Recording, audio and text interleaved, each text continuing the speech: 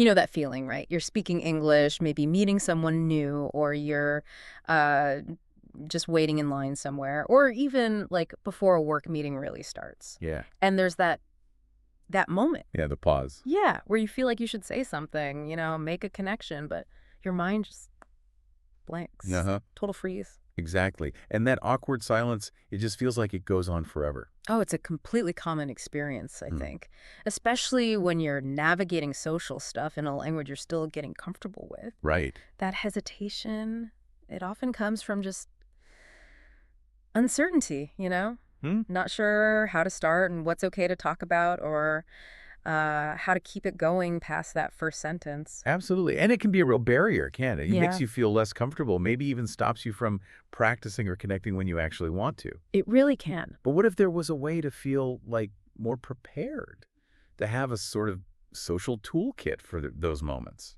Well, that's exactly where our deep dive comes in today. We're drawing on some really valuable material we looked at, basically. A guide focused specifically on, well, mastering small talk in English. Small talk, the art form. Kind of, yeah. So this deep dive is all about unpacking what that material actually tells us. It lays out the fundamental role small talk plays, Okay. why it's seen as so important in a lot of English-speaking cultures, Mhm. and it gives us some practical advice, really, on handling those first interactions. So our mission today is to really dig into this. We want to understand, okay, what is small talk exactly? Right. Explore the deeper reasons, like why does it matter culturally? Get a clear idea of the topics that usually work, the safe zones, Mm-hmm. and just as crucial, the topics that might, shut things down or make it weird. Danger zones. Exactly. And we'll also look at how the cultural context shifts things and how understanding all of this can genuinely make you feel more confident, more natural when you're speaking English. Yeah, the goal really is to swap that awkward feeling for a sense of um, ease, I suppose, Yeah. capability. Because, as the material points out, getting the hang of small talk is a pretty foundational social skill. It helps build that initial connection, that rapport, makes interactions smoother, more pleasant all around. Okay, let's dive in then. Guided by the material, let's start right at the beginning. What is small talk? It sounds simple, but the material actually gives it a specific definition. It does. The material defines it as basically light, casual conversation. The key thing it emphasizes, the differentiator, is that it's explicitly not about deep, heavy, or, really serious topics. Okay. It's focused on everyday stuff, things that aren't controversial. Think of it like conversation light, designed to be easy. So we're not jumping straight into our deepest personal struggles or political debates or, I don't know, existential crises. Definitely not, no. We're keeping it breezy, staying on the surface of common ground. And the material is clear. This isn't just pointless chatter, right? It actually serves some important functions. Precisely, yeah. The material outlines several key purposes. First off, and maybe most importantly, it helps people feel comfortable. Comfortable. Okay. It acts like a social lubricant, Yeah? easing any tension in a shared space or between people who don't really know each other well. That makes total sense. It's like clearing your throat before you start singing properly. You're just preparing the space, making the interaction less abrupt. That's a great analogy. Yeah. Yeah, it also helps build connections, even if they're just fleeting ones. Right. A short, pleasant exchange can create this tiny little bond, a moment of shared, humanity before you move on. Uh-huh. And crucially, it makes social situations feel less awkward. That silence we were talking about. Yeah, the dreaded silence. Small talk is the tool you use to break it. Breaking the silence. I remember the material uses a great example for this. Something about two strangers on a plane. Exactly, yeah. The material points out, if you're sitting next to someone you don't know on a flight, you wouldn't immediately start talking about your biggest fears or your money worries. Oh, God, no. That would be so jarring. Totally inappropriate for that setting, right? Yeah. Instant overshare. So instead, the material suggests just a simple comment. A comment like, wow, looks like it's going to be a smooth flight today.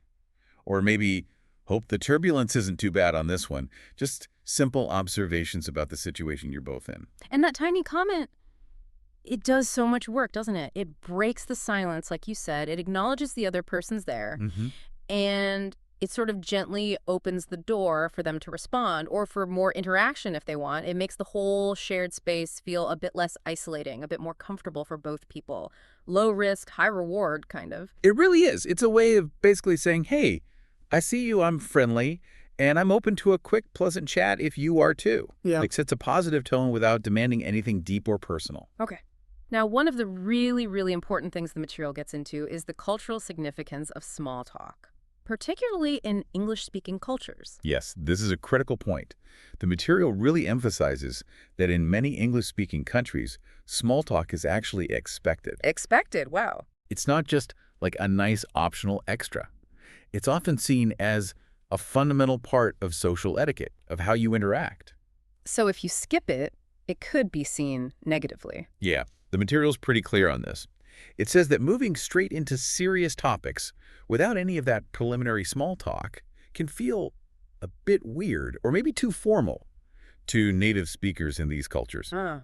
It even gives that example related to the workplace, remember? Oh, right. Contrasting just jumping straight into the meeting agenda versus the usual expectation of some chat first. Exactly. Imagine walking into a meeting, say, in the US or the UK. If you immediately just said, right, let's begin the budget discussion without anything beforehand. Hmm. The material notes, this might make you seem a bit too serious or even unfriendly.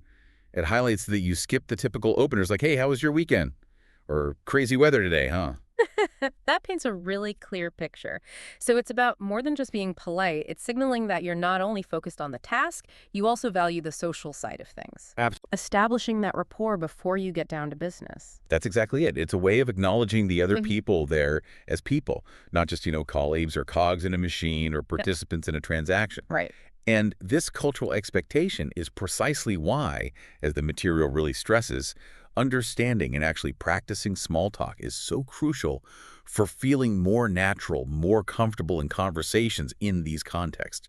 It's key to navigating those social waters successfully. So it's less about the profound substance of what you're saying in that moment Right. and more about the act of connecting lightly, maybe Yeah. before you go deeper, if that's appropriate. It's like the social handshake. It really is. It sets the stage, creates a sense of ease, and gives you a gentle transition into potentially more significant topics, if the situation and the relationship call for it. It's the on-ramp to deeper interaction. Okay, that gives us a really solid handle on what small talk is and why it's culturally important. But, for someone who feels awkward about it, the big question is still, what do you actually say? What topics work? Yeah, fair enough.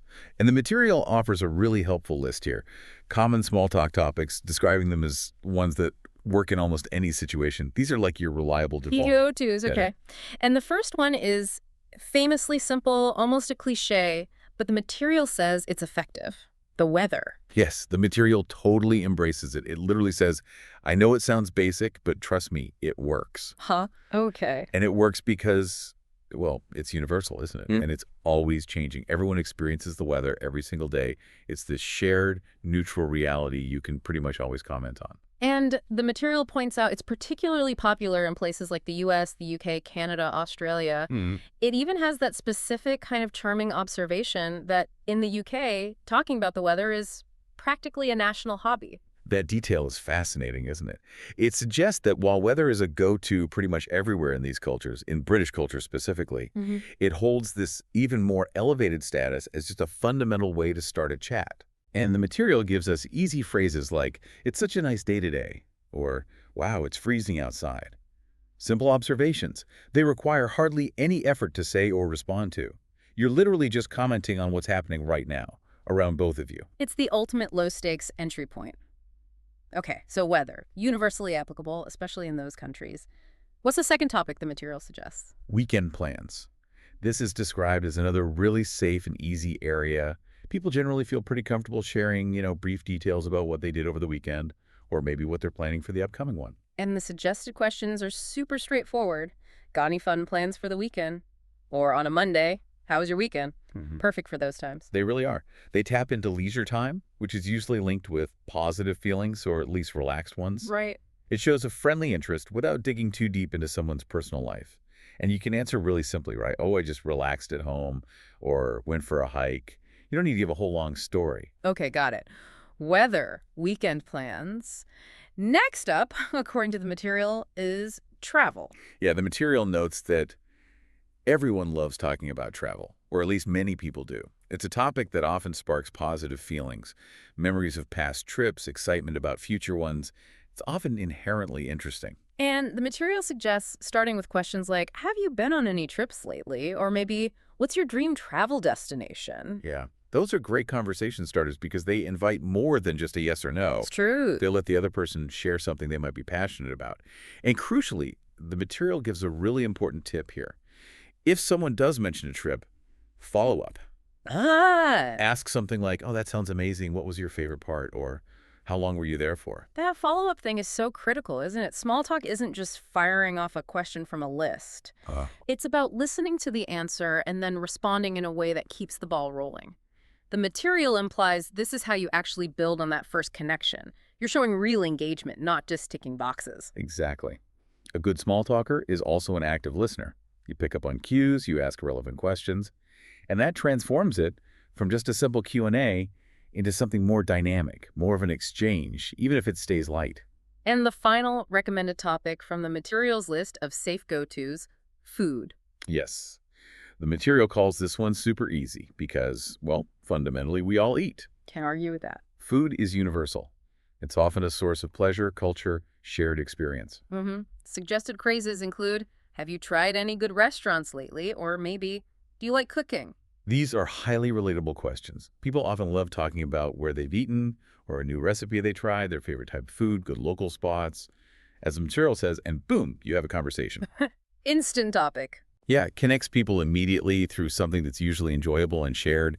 You don't need to be a gourmet chef. Everyone has something to say about food, even just a new coffee shop you tried or a dish you liked or a simple meal you enjoyed cooking. Okay, so the safe bets from the material are weather, weekend plans, travel, and food.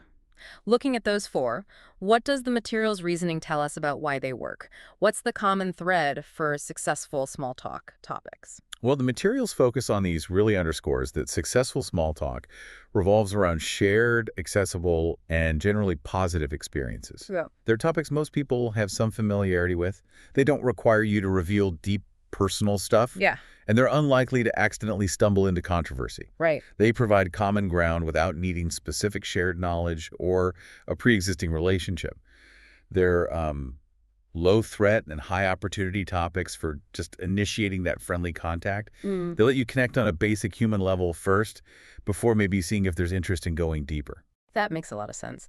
They facilitate connection without demanding vulnerability or special expertise. Okay, so we have our safe topics. Now, just as important, the material stresses is knowing what not to bring up. Yes, absolutely. The material shifts to discussing topics to avoid. And steering clear of these is really essential if you want to maintain that comfort and positive feeling that small talk is supposed to create. And first on the avoid list, politics. Yeah, no surprise there, maybe. The material's reason is very direct. People have very strong opinions about it, and it can turn into a debate really quickly. And it even adds that little note that this is particularly true, especially in the U.S. That specific call-out is interesting, isn't it? It highlights a cultural context where political chat can be particularly charged and divisive. Yeah. Remember, small talk's purpose is to ease interaction, build rapport. Introducing politics where you've got these deeply held, potentially conflicting beliefs, it's almost guaranteed to work against that purpose, unless you already know the other person shares your views or you've both agreed to have that kind of discussion. Which you almost never have in initial small talk. Exactly. You risk creating tension, disagreement, maybe even offending someone very quickly. It's the polar opposite of comfortable and light. Right, you're aiming to connect, not polarize. Okay, so politics is out. What's the next topic to avoid? Money. The material explains that questions about personal finances, things like how much do you make or how much did your car cost, are generally considered too personal. They can make people really uncomfortable. And it highlights that in many cultures, definitely including English-speaking ones, talking about money with people you don't know well is often seen as rude or intrusive. Yeah, financial stuff is usually seen as private. Asking direct questions about someone's income or salary or how much they paid for things, it can feel like you're crossing a social boundary. It can make the other person feel judged or maybe scrutinized, which completely destroys that feeling of safety and comfort that small talk is meant to foster. It's just not considered appropriate territory for casual chat. Okay, so avoid politics, avoid direct money questions. What else should we steer clear of? The material groups another set of topics under the heading personal topics that can be a bit awkward. Examples given are things like asking someone's age, their weight, or their relationship status. Oh, yeah, those feel quite sensitive, and the material gives a great alternative here, right? Instead of asking directly, are you married? Yes, it suggests asking something less direct, more activity-focused, like, do you have any plans for the holidays? That comparison is really helpful. It is, Mm. because direct questions about age, weight, marital status, they can feel intrusive for lots of reasons. They touch on sensitive parts of someone's identity. They might lead to uncomfortable answers, like maybe someone just went through a divorce or feels insecure about their age. Right. And it can feel like you're just trying to gather data about them rather than just having a friendly chat. Yeah, like you're interviewing them. Exactly. Whereas the alternative, do you have plans for the holidays? Hmm. It's still social, it shows interest, but it's about an event or an activity, not a fixed, potentially sensitive personal status. It's a much safer way to show interest in someone's life without being overly nosy. It respects boundaries while still being friendly. That distinction is really useful. Focus on shared activities or general plans, not fixed personal facts. Okay. And the final category of topics to avoid. Negative topics. Sure. The material advises against starting conversations with complaints or general negativity. Things like, ugh, I hate my job, Yeah. or this city is terrible. Because, as the material reminds us, the whole point of small talk is that it should be light and positive. The advice is simple. Try to keep things upbeat. Starting off with negativity just casts a shadow over the whole interaction, doesn't it? Yeah, it really does. It can make the other person feel awkward, maybe obligated to sympathize, or just drained. Small talk is meant to be this brief, pleasant exchange that ideally leaves both people feeling slightly better or at least more connected than before. Mm-hmm. Leading with negativity does the opposite, the conversational downer. Even if you are having a rotten day, small talk with someone you barely know usually isn't the right place to vent about it. You keep it light, keep it positive, to build that initial good feeling. So, based on the material, the general rule for topics to avoid seems to be stay away from anything controversial, like politics, Right. anything overly personal or potentially sensitive, like money, age, relationship status, weight, or anything generally negative, like complaints. These all basically work against the core purpose of small talk. Exactly. They introduce elements that are either too heavy, too intrusive, or just too unpleasant for that low-stakes, positive, comfortable vibe that small talk is designed to create. Okay. We've defined small talk, we understand its purpose, we know the good topics and the bad topics.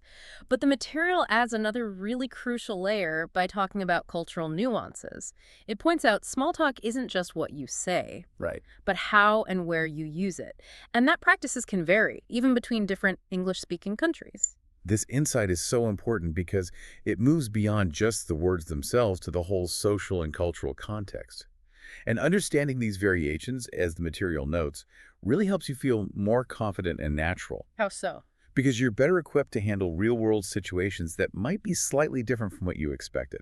What standard practice in, say, the US might be a bit less common or used slightly differently in Australia or the UK, for instance. Okay. And the material gives specific examples of common settings where small talk is expected. One big one is the workplace.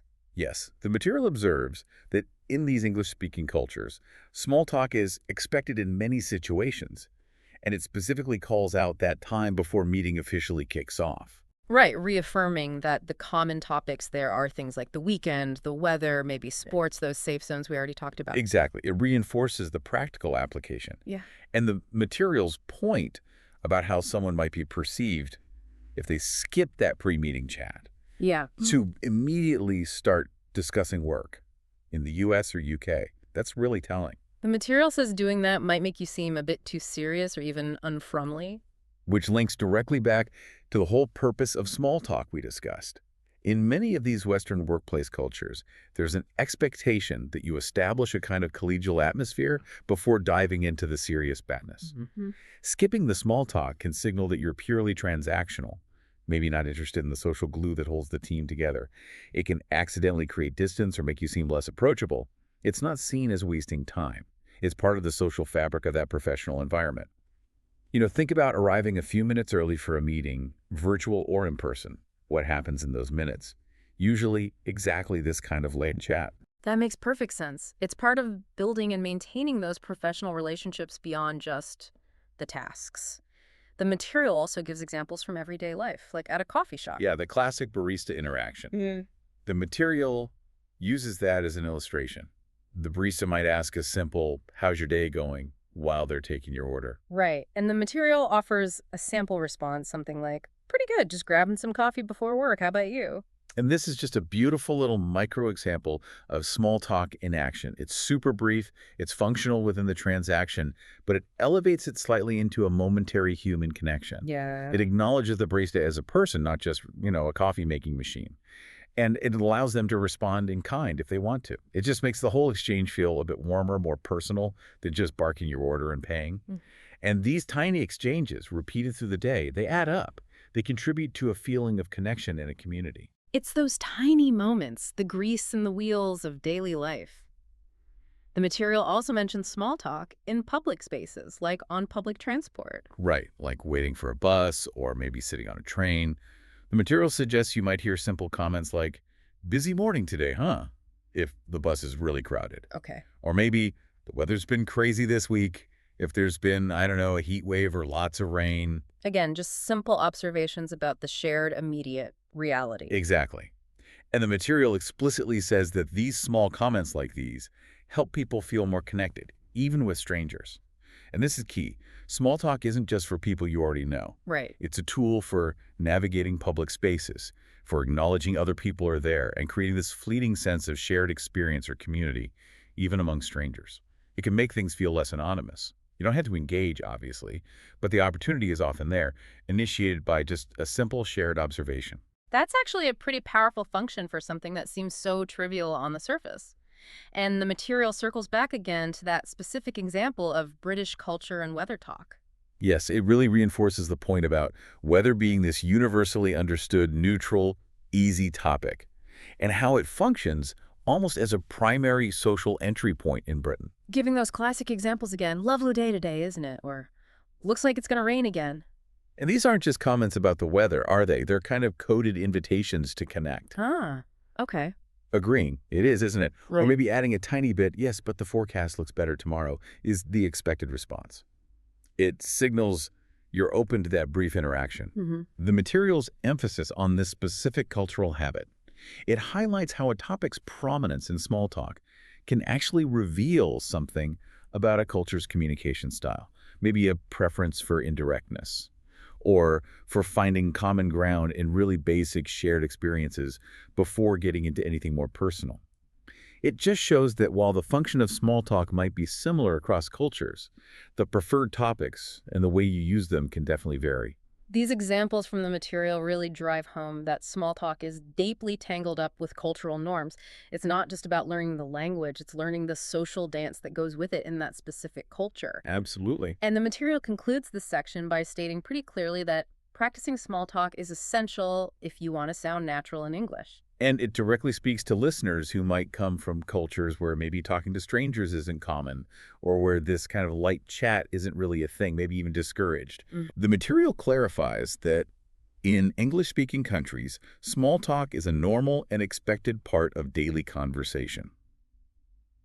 It's a fundamental difference in social practice that you need to be aware of and, well, adapt to if you want to fit in smoothly.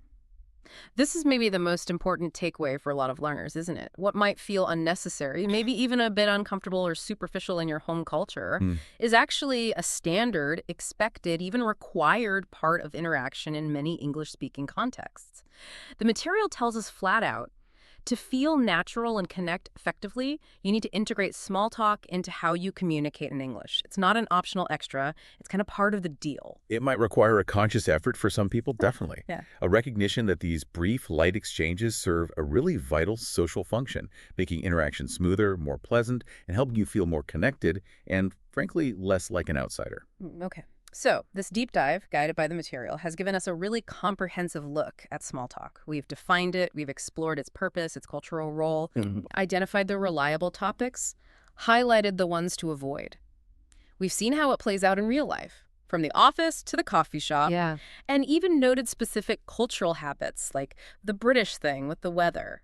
It's a seemingly simple skill, but there's a surprising amount of depth and cultural weight packed into it. Definitely. Yeah. And the material doesn't just leave us with all this information. It actually gives us a concrete way to put it into practice. Yes, it wraps up with a practical three-step challenge for you, the listener, to actually apply what you've learned today. Okay, step 1. Simply start a small talk conversation in English. Just find an opportunity, maybe with a colleague before a meeting, maybe the person next to you at the bus stop if it feels right. Or the barista, like in the example. Exactly. Just initiate. Take the first step. Step 2. Use a follow-up question to keep the conversation going. Really listen to their response, and then ask a relevant, light question based on what they just said. It shows you're actually engaged. And step 3. Try to consciously use at least one specific phrase or type of comment that we talked about today, drawing from the material. So maybe make a simple weather observation, or ask about the weekend, or travel, or food. This challenge is great because it takes the abstract knowledge and makes it really actionable. Yeah. It's the bridge from understanding it to actually doing it. And that's where genuine confidence and naturalness really come from. Every attempt, whether it feels super successful or a bit awkward, is a step forward. It transforms the insights from this deep dive into a practical skill you can actually use to feel more comfortable, connect more effectively in your everyday English interactions. Mastering small talk, as this deep dive into the material has really shown us, is just a fundamental building block for feeling at ease and natural when you're speaking English in many parts of the world. It really does bridge those potentially awkward silences and opens up opportunities for positive human connection, however brief they might end up being. So, take everything we've explored today, all drawn from the material. Think about the purpose of small talk, those safe topics, the ones to avoid, and where it's commonly expected. We touched on how it can vary slightly in different English-speaking countries. Like the UK weather example. Right, that specific role of weather in the UK, mentioned in the material, contrasted maybe with general expectations elsewhere. Yeah, the material highlights those subtle differences in how and where it gets used. Which brings us to a final thought for you to maybe chew on. How might these variations in small talk practices, even among countries that share English, how might they reflect deeper cultural values or communication styles? Interesting question. Like, what might the UK's intense focus on weather small talk tell us about British social norms compared to, say, Canada or Australia? And then maybe looking inward. How does learning about these specific English expectations make you see conversations and social rituals differently in your own language or culture? Are there similar things that serve the same purpose? Or totally different ways of breaking the ice? Reflecting on those comparisons, using the insights from this deep dive as a kind of lens, could give you a much richer understanding of conversational norms, both in English and maybe back in your native language too. Exactly. So, armed with the knowledge from this deep dive into the material on small talk, go out there, maybe try that challenge. Yeah, give it a go. Keep observing the conversations happening around you and just keep practicing. The more you use it, the more it'll just become a natural part of how you connect with people in English. Keep diving deep, keep learning, and keep talking.